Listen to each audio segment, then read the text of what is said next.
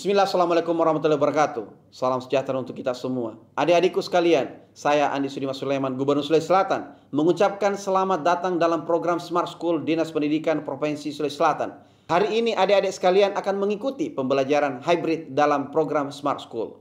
Aplikasi Smart School adalah sebuah pendekatan dengan tetap mengedepankan sebuah pendidikan dengan digital approaching, untuk kemudian mengedepankan kualitas dan mutu pendidikan yang diterima siswa secara seragam di seluruh wilayah Sulawesi Selatan, termasuk di pelosok-pelosok. Program ini bukan hanya memberikan kepada adik-adik sekalian pengalaman belajar yang baru, namun juga memberikan fasilitas kebutuhan dengan fitur bermanfaat seperti rekaman video pembelajaran yang dapat diulang, trik-trik penyelesaian soal, ujian-ujian, serta sarana konsultasi pembelajaran dari guru-guru terbaik di Sulawesi Selatan. Sering-sering mengakses aplikasi Smart School melalui gawai yang adik-adik sekalian miliki di setiap kesempatan yang dimiliki.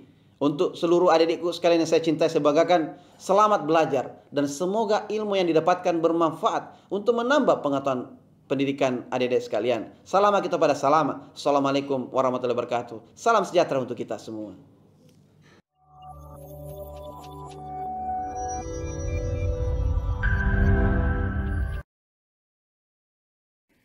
Assalamualaikum warahmatullahi wabarakatuh dan selamat pagi anak-anak.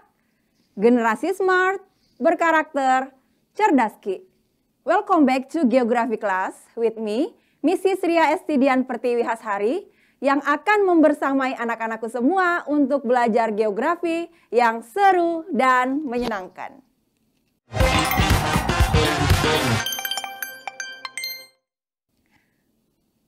Apa kabar hari ini anak-anak? Ibu berharap anak-anakku semua tetap sehat dan semangat dalam belajar.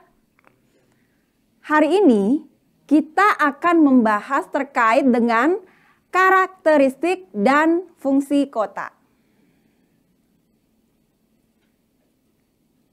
Adapun tujuan pembelajaran kita pada hari ini, yang pertama adalah anak-anakku mampu memahami definisi kota dan perkotaan. Kemudian, mampu mengidentifikasi karakteristik kota, baik itu fisik maupun sosial. Yang ketiga, mampu mengidentifikasi klasifikasi kota berdasarkan penduduknya, dan mampu menganalisis fungsi kota. Lingkup materi karakteristik dan fungsi kota. Yang pertama, definisi kota dan perkotaan. Yang kedua, karakteristik kota, baik sosial maupun fisik. Yang ketiga, klasifikasi kota berdasarkan jumlah penduduk. Dan yang keempat adalah fungsi kota. Silahkan anak-anakku melihat gambar yang ada pada layar monitor ini. Tahukah kalian di wilayah mana gambar ini dapat dijumpai? Ada yang bisa mengerti atau ada yang pernah lihat? Oke, betul sekali.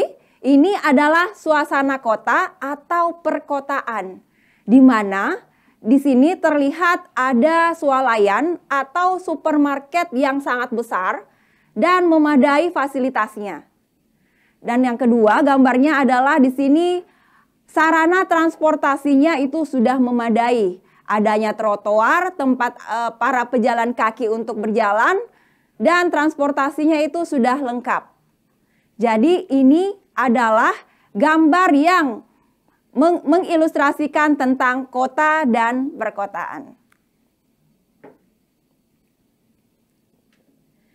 Anak-anakku, ada yang tahu berapa jumlah kota di Sulawesi Selatan?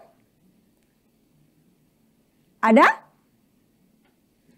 Nah, jadi jumlah kota di Sulawesi Selatan yaitu ada 3 kota. Yang pertama adalah ini ikon dari kota Makassar, yaitu Masjid Kuba 99, ya. Kemudian yang kedua adalah Monumen Cinta Sejati Habibie Ainun di kota Parepare. Kemudian yang ketiga adalah kota Palopo dengan ikon I Love Palopo City. Jadi ada 3 kota yang ada di Sulawesi Selatan. Nah, berikut definisi kota dan perkotaan. Kota adalah suatu kesatuan manusia yang diberi tanda dengan hadirnya kepadatan penduduk yang sangat tinggi serta ditandai dengan adanya strata ekonomi yang heterogen dan bercorak materialistik. Ya, sedangkan kawasan perkotaan adalah kawasan yang mempunyai kegiatan utama bukan pertanian dengan susunan fungsi kawasan sebagai tempat pelayanan jasa pemerintahan, pelayanan sosial, dan kegiatan ekonomi. Adapun karakteristik dari kota, yang pertama adalah ciri fisiknya. Terdapat sarana perekonomian seperti pasar atau supermarket. Kita lihat ilustrasi gambar yang ada pada layar monitor ini. Terlihat sarana supermarketnya itu sudah sangat memadai. Yang mana di situ para pebelanja atau pembeli itu dengan nyamannya berbelanja di supermarket tersebut. Nah, ini hadir di Makassar ada namanya Berkah Supermarket, ya, membuka peluang pasar untuk produk UMKM, ya.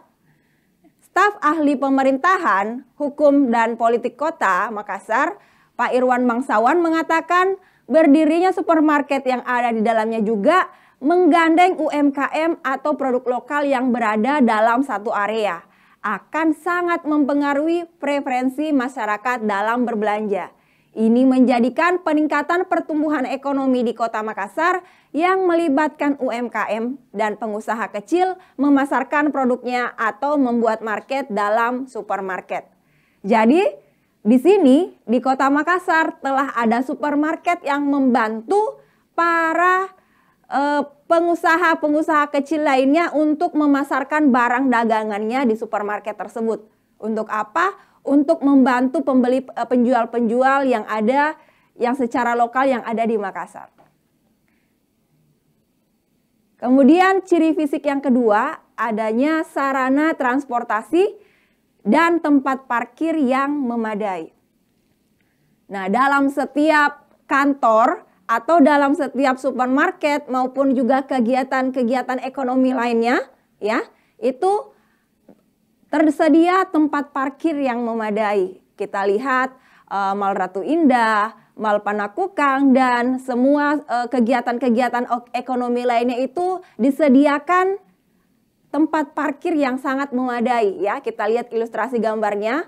Ya, ada orang yang mengelola, ada yang orang-orang yang menyediakan karcis dan sebagainya, dan orang-orang yang memarkirkan kendaraannya itu merasa nyaman untuk memarkirkan kendaraannya. Dan ternyata di Makassar itu juga ada sarana transportasi yang merupakan program pemerintah anak-anak ya. Ada layanan bus program BTS Transmaminasa mulai mengaspal di Kota Makassar. Upaya pemerintah menghadirkan layanan transportasi massal yang selamat, aman dan nyaman, serta murah dan modern, di mana Kementerian Perhubungan melalui Direktorat Jenderal Perhubungan Darat telah meresmikan layanan teman bus melalui program BTS tersebut. Agar apa? Upayanya untuk memberikan layanan transportasi massal perkotaan bagi masyarakat Kota Makassar yang aman dan nyaman. Jadi dengan adanya sarana transportasi, salah satunya adalah BTS, yaitu adalah bus Maminasata, itu juga bisa melayani masyarakat yang ada di Kota Makassar. Dan sampai sekarang mungkin pelayanannya itu masih gratis ya anak-anak ya. Ya, itu sangat membantu sekali bagi masyarakat yang ada di Makassar.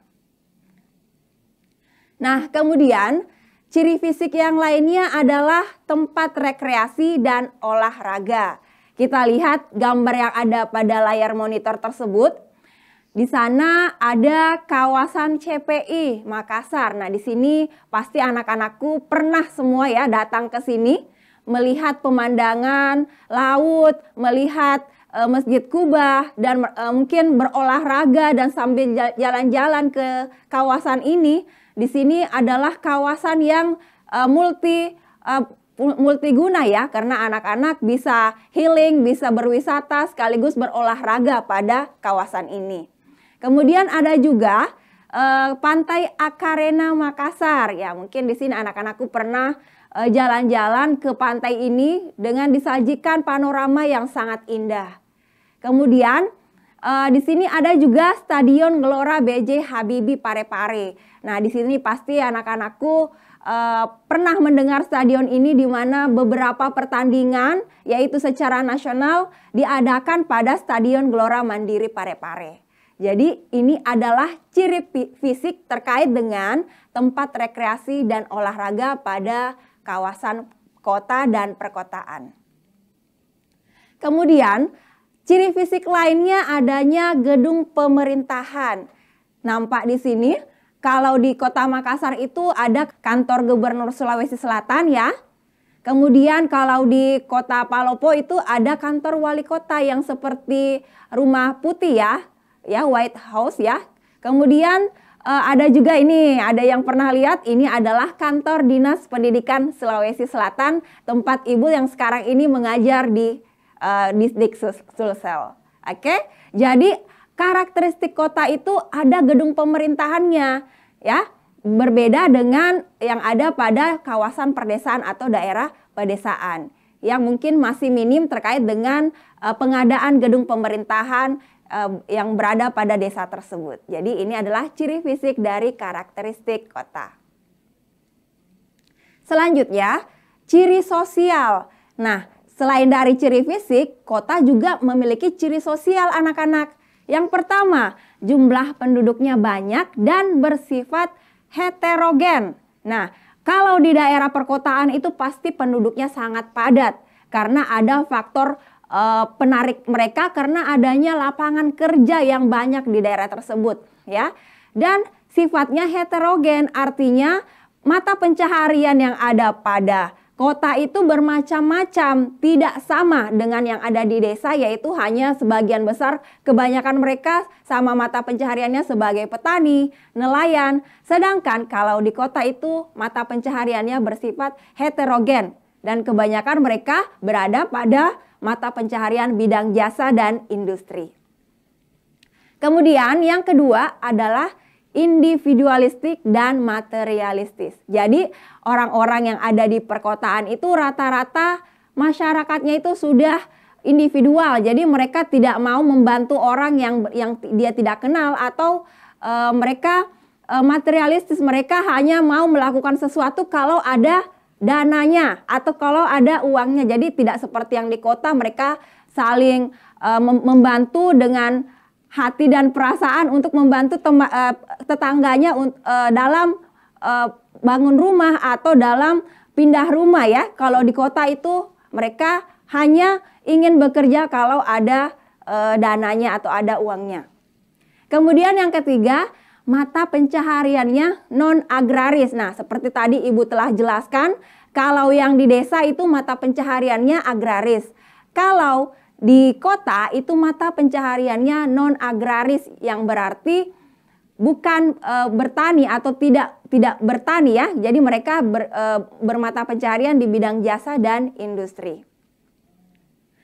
Anak-anak, silahkan perhatikan presentasi penduduk daerah perkotaan menurut provinsi pada tahun 2010 sampai 2035. Nah, di sini kita lihat nampak sekali ya, dari tahun 2010 sampai 2035 presentasi penduduk itu semakin tahun itu semakin meningkat.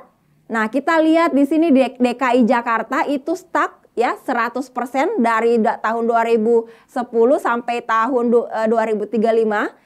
Ini menyatakan bahwa Indonesia yang merupakan negara yang populasinya paling tinggi di dunia adalah mereka berurbanisasi, yaitu perpindahan penduduk dari desa ke kota. Nah, saat ini sekitar 151 juta orang, setengah dari jumlah populasi Indonesia itu tinggal di kota-kota besar. dan kira-kira 18 kali lipat dari populasi yang ada di London ya. Jadi kita lihat ya, kita lihat Sulawesi Selatan.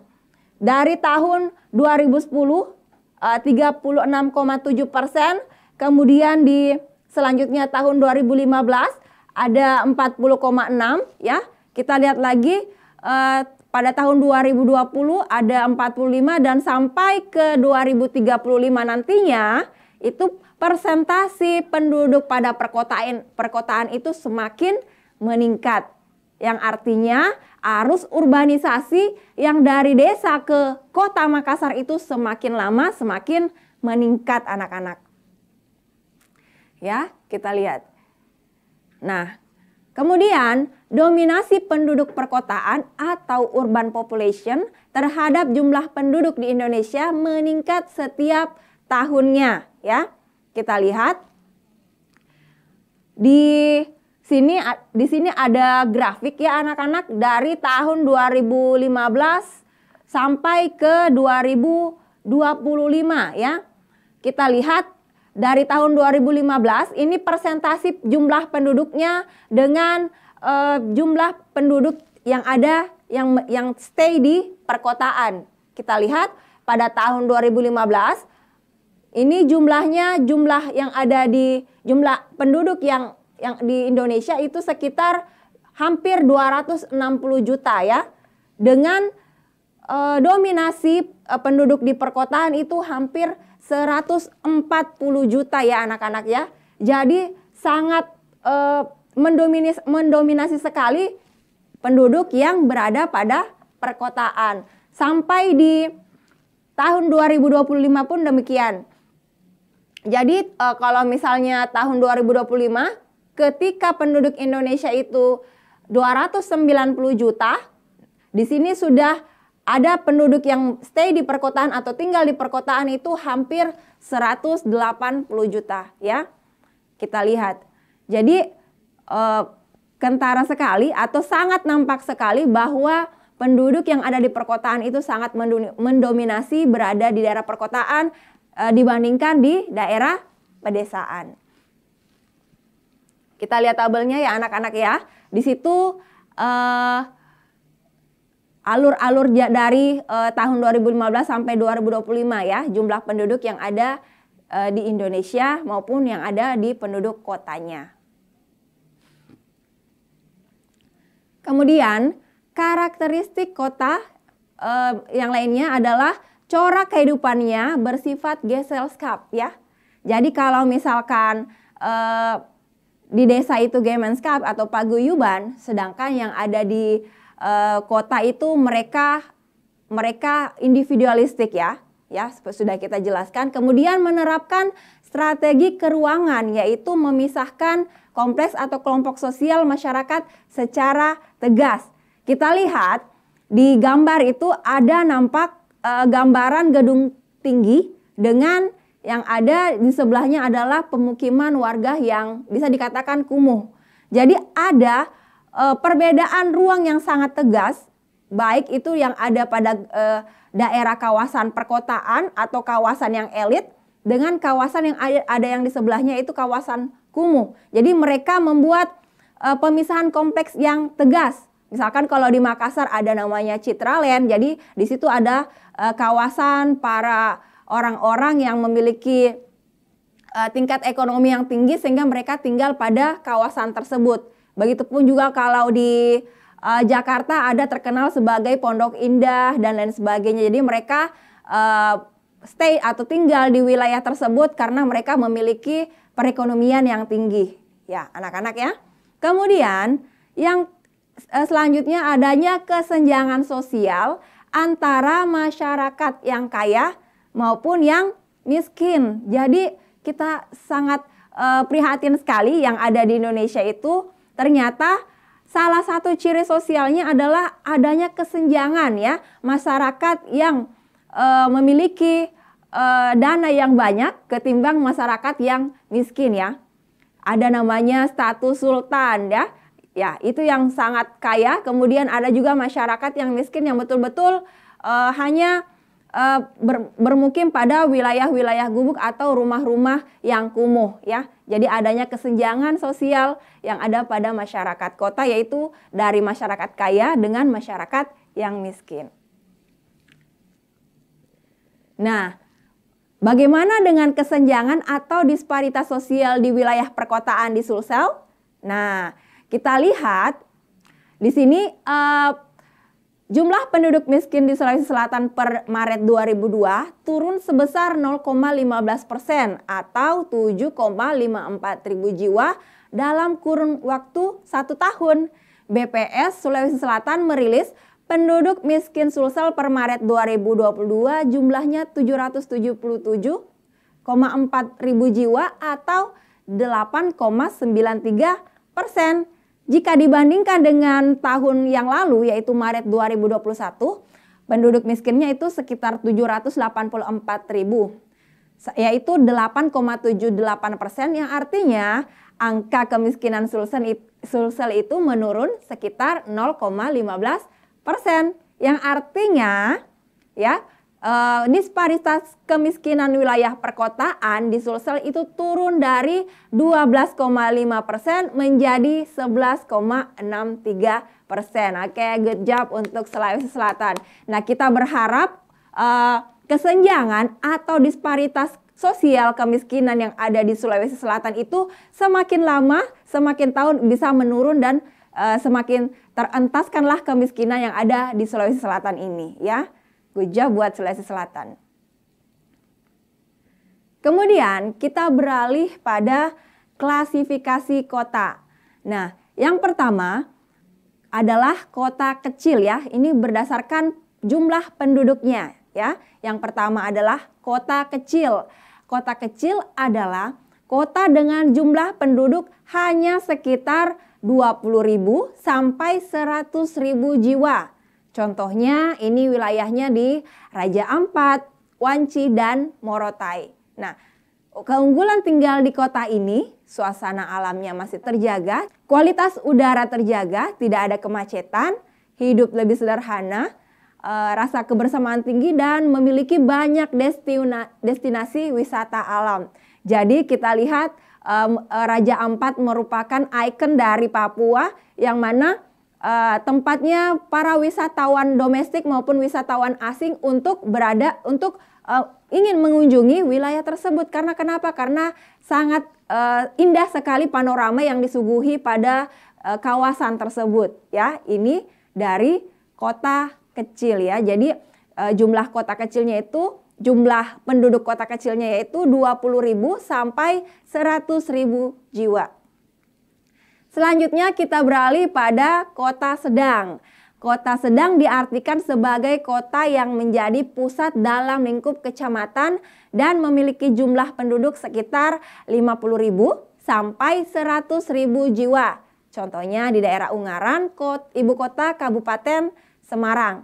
Nah, salah satu keunggulan dari tinggal di kota sedang ini, yang pertama adalah tidak terlalu padat penduduknya, tingkat kemacetannya tidak terlalu parah, kebudayaannya masih kuat, polusinya masih rendah, dan banyak juga destinasi wisata alam yang ada pada kota sedang tersebut. Jadi siapa yang mau tinggal di kota sedang boleh anak-anakku semua ya berada pada kota sedang, yaitu 50.000 sampai 100.000 jiwa. Nah, selanjutnya kita ke kota besar. Nah, kota besar ini memiliki jumlah penduduk antara 500.000 sampai 1 juta jiwa. Umumnya kota yang masuk dalam kategori kota besar ini berupa ibu kota provinsi atau kota madya yang berada di berbagai provinsi. Contohnya di Malang, ya, Surakarta, Salatiga, Tegal, Madiun, dan lain sebagainya ya. Kita lihat ini ilustrasinya, ini adalah alun-alun kota Malang ya yang ada di gambar.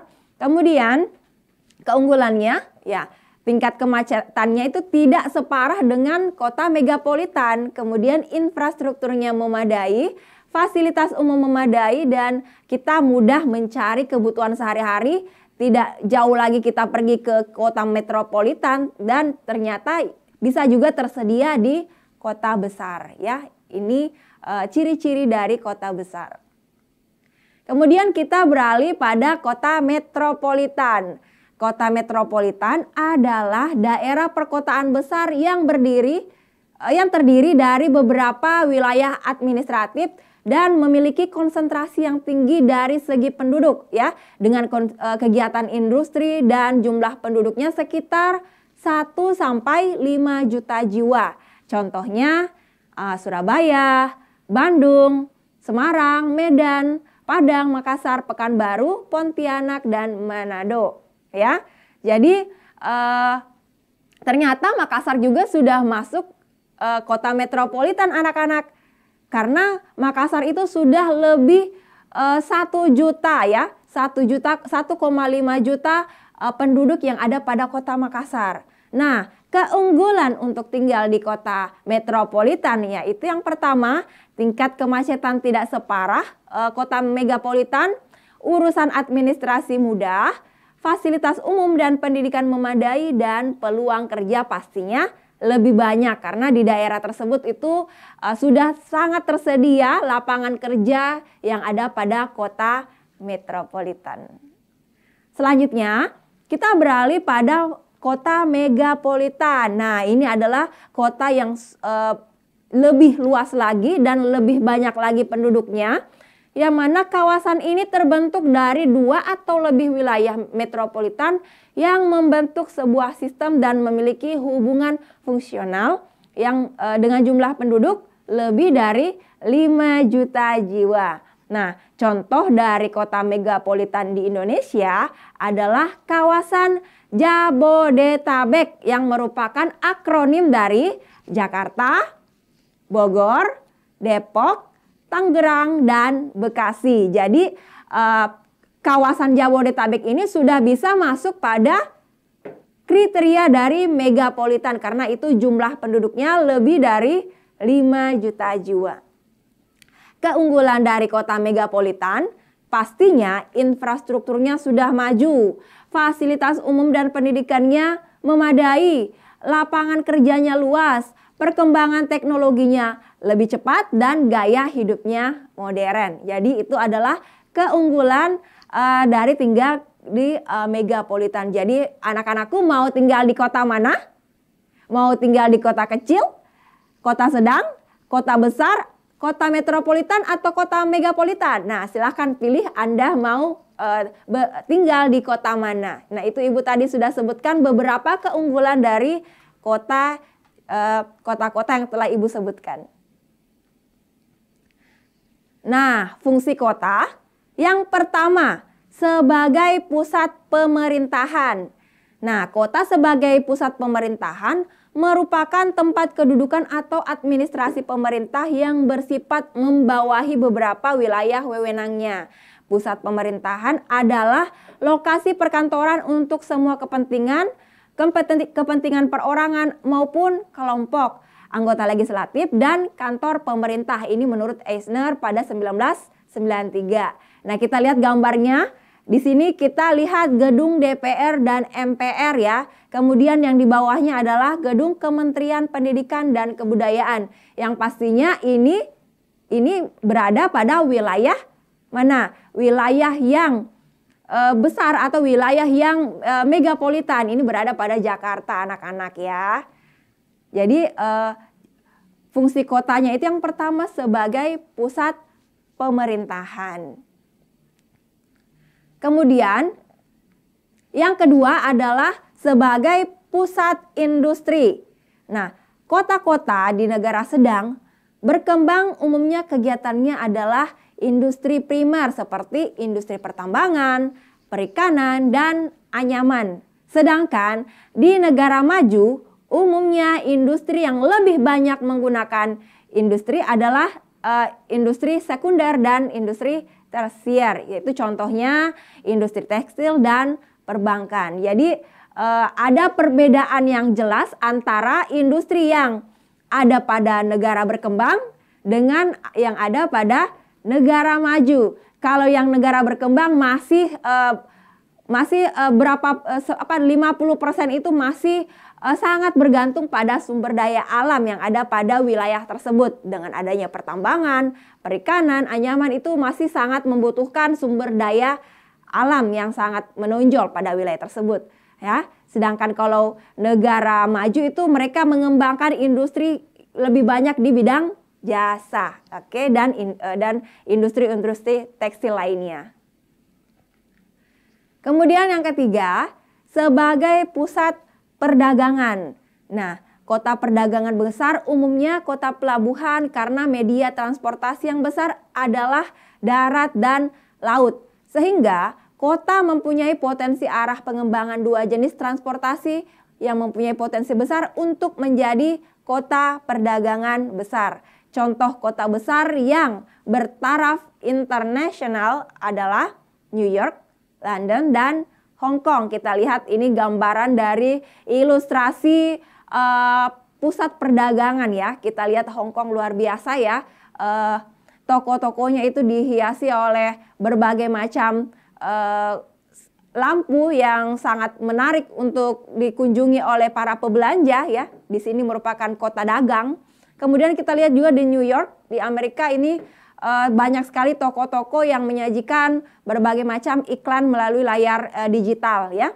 Jadi ini adalah gambaran yaitu kota sebagai pusat perdagangan. Selanjutnya, kota sebagai pusat kebudayaan. Nah, kota yang dengan fungsi tersebut itu sebagai kebudayaan ditandai dengan adanya apa anak-anak? Potensi kultural yang menonjol dibanding dengan fungsi yang lain. Ada kota kebudayaan yang menonjolkan kehidupan keagamaan, misalkan kota Mekah. Ada pula kota yang menonjolkan kegiatan seni dan budaya khas, misalkan yang ada di Indonesia adalah kota Yogyakarta. Jadi kota sebagai pusat kebudayaan itu pasti akan menonjolkan salah satu yang bisa ditonjolkan, yaitu seperti kebudayaan dan keagamaan. Misalkan di keagamaan tadi adalah yang ada di Mekah, sedangkan kota budaya dan pendidikan itu biasa kita kenal berada di kota Yogyakarta. Kemudian fungsi kota yang lainnya sebagai pusat rekreasi dan kesehatan. Suatu kota akan berfungsi sebagai kota rekreasi ataupun kesehatan bila mempunyai potensi untuk dapat menarik wisatawan menikmati kenikmatan fisikal maupun yang untuk bermaksud dalam penyembuhan ya. Contohnya yang ada di Makassar itu Ibu sebutkan Pantai Akarena, Bugis Water Park, kawasan CPI, Pantai Losari, dan Taman Macini Sombala. Jadi dan lain-lain, dan banyak sekali sebenarnya pusat rekreasi yang ada di Makassar yang belum Ibu sebutkan, dan itu bisa sebagai alternatif bagi kita untuk untuk rekreasi dan untuk kesehatan. Nah, kita lihat di sini gambaran anak-anak sedang berenang. Itu artinya anak mengolah aktivitas fisik yang ada pada anak-anak tersebut maupun yang ada ibu-ibunya ya. Kita lihat ini ada yang berenang, artinya mereka sedang berolahraga sambil rekreasi. Nah, anak-anak, sekarang Ibu akan men-challenge anak-anak untuk menganalisis kawasan perkotaan. Nah, di sini ada peta lokasi kawasan metropolitan Mamminasata.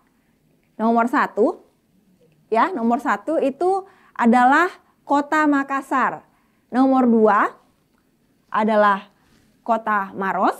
Yang ketiga yang warna ungu artinya kota Sungguh Minasa. Dan yang keempat kota Takalar ya. Jadi silahkan dianalisis petanya dengan mengumpulkan berbagai informasi tentang kawasan metropolitan Mamminasata. Jadi anak-anakku kumpulkan bagaimana sumber daya manusianya, bagaimana sumber alamnya, bagaimana interaksi antara keempat kota tersebut. Kemudian anak-anakku silahkan membuka Google Earth, kemudian menghitung luas wilayah kawasan metropolitan Mamminasata dengan menggunakan Google Earth yang biasa kita pelajari pada pertemuan yang lalu, memakai poligon-poligon ya anak-anak ya. Kemudian di situ sudah langsung tercantum luas wilayah pada wilayah tersebut ya. Nah, setelah kita analisis, nah di sini ada 4 kota dengan karakteristik dan fungsi yang berbeda.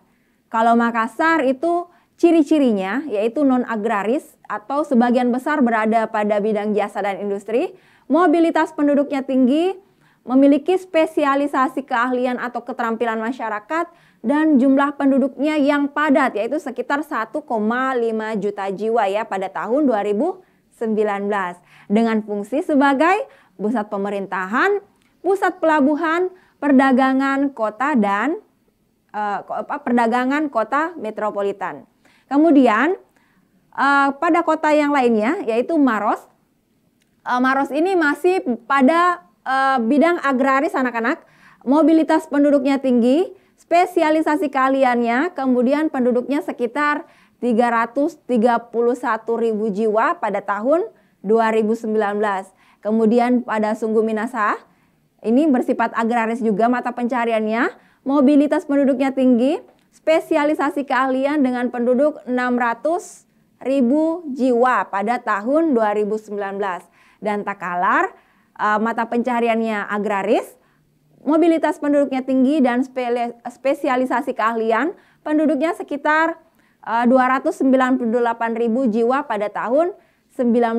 Nah, dibandingkan dari keempat kota tersebut, kota Makassar merupakan pusatnya, pusat pemerintahan dan pusat pelabuhan perdagangan, sedangkan kota-kota yang lainnya baik itu Maros, Sungguh Minasa dan Takalar merupakan kota penyangga atau kota hinterland yang membantu kota Makassar untuk lebih bertumbuh lagi, dan pastinya setelah mereka membantu mereka akan juga bertumbuh dengan sendirinya karena ada interaksi antara pusat kota dengan daerah-daerah atau kota-kota penyangga. Nah anak-anak, sekarang sesinya kita menjawab soal terkait dengan karakteristik kota ya. Ibu bacakan. Perbedaan karakteristik kota dan desa dalam hal mata pencarian adalah A. Masyarakat kota rasional dan desa irasional. B. Masyarakat kota non-agraris dan desa agraris. C. Masyarakat kota padat dan desa jarang. D. Masyarakat kota Gesellschaft dan desa Gemeinschaft. Dan E. Masyarakat kota spesialisasi dan desa umum. Oke anak-anak, silahkan menjawab pertanyaan ini baik dalam bentuk kolom chat. Silahkan chat jawabannya apa ataupun menjawab langsung pada sesi ini ya. Kalau yang mau menjawab langsung silahkan raise hand atau angkat tangan pada fitur yang ada pada Zoom itu. Ataupun juga kalau mau menjawab lewat kolom chat boleh silahkan anak-anak. Silakan jawabannya apa terkait dengan perbedaan kota dengan desa dalam hal mata pencaharian. Ada yang bisa menjawab pertanyaannya? Silahkan angkat tangannya atau menjawab dengan kolom chat ya. Ada? Ada? Oke, kita lihat SMA 4 Pinrang jawabnya B, SMA 7 Bone jawabnya B, SMA 3 Sidrap jawabnya B, SMA 6 Lutim jawabnya B, SMA Sidrap jawabnya B, SMA 7 Sidrap jawabnya B. Ada lagi?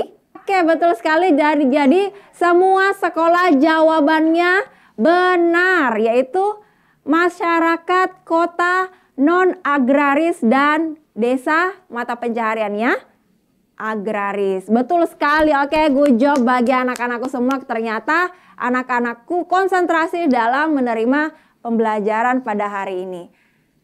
Oke, pertanyaan yang kedua. Nah, Ibu tadi sudah jelaskan terkait dengan pusat kebudayaan. Nah, dan pendidikan ya. Jadi kota Yogyakarta lebih dominan dikenal sebagai apa? Kota apa? Ada yang sudah menjawab?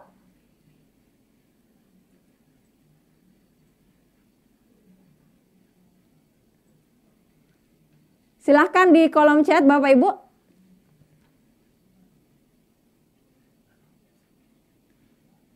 Oke, betul sekali. Jadi jawabannya adalah ya, jadi Yogyakarta merupakan pusat pendidikan dan kebudayaan. Oke, betul sekali. Ada SMA 1 Bone, SMA 7 Bone, SMA Lutim, dan lain sebagainya. Oke, good job bagi anak-anakku semua. Ya, luar biasa ya konsentrasinya dalam menerima pembelajaran. Nah, anak-anak, ini adalah sesi terakhir di mana Ibu akan membacakan kesimpulan yang sudah kita pelajari pada sesi ini. Jadi, pengertian perkotaan itu lebih luas dibandingkan kota karena merupakan suatu wilayah geografis yang meliputi kota dengan wilayah sekitarnya. Tidak dilihat berdasarkan batas administrasi tetapi berdasarkan sifat kekotaannya. Ciri-ciri fisik kota, yang pertama, sarana perekonomiannya seperti pasar atau supermarket. Yang kedua, sarana transportasi dan tempat parkir yang memadai. Kemudian, tempat rekreasi dan olahraga. Kemudian, gedung pemerintahan. Jumlah penduduk, ciri-ciri sosial kotanya yang pertama adalah jumlah penduduk banyak dan bersifat heterogen, individualistis dan materialistis, mata pencahariannya non-agraris, corak kehidupannya bersifat gesellschaft, menerapkan strategi keuangan ya, yaitu adalah pemisahan antara wilayah yang memiliki dana yang bagus dengan dana yang kurang ya. Itu seperti gedung yang tinggi yang seperti di daerah Citraland ya, anak-anakku. Adanya kesenjangan sosial antara masyarakat kota dengan masyarakat yang ada di desa atau masyarakat kaya maupun masyarakat miskin. Kemudian, kota berfungsi sebagai pusat industri, pusat perdagangan, pusat pemerintahan, pusat pendidikan dan budaya, dan pusat rekreasi dan kesehatan. Oke anak-anak, demikianlah materi kita pada hari ini. Terima kasih atas perhatiannya. Saya berharap anak-anakku semua bisa sehat dan tetap semangat dalam belajar ya anak-anak. Terjaga. Ibu akhiri, generasi smart, berkarakter, cerdas ki. Dan assalamualaikum warahmatullahi wabarakatuh.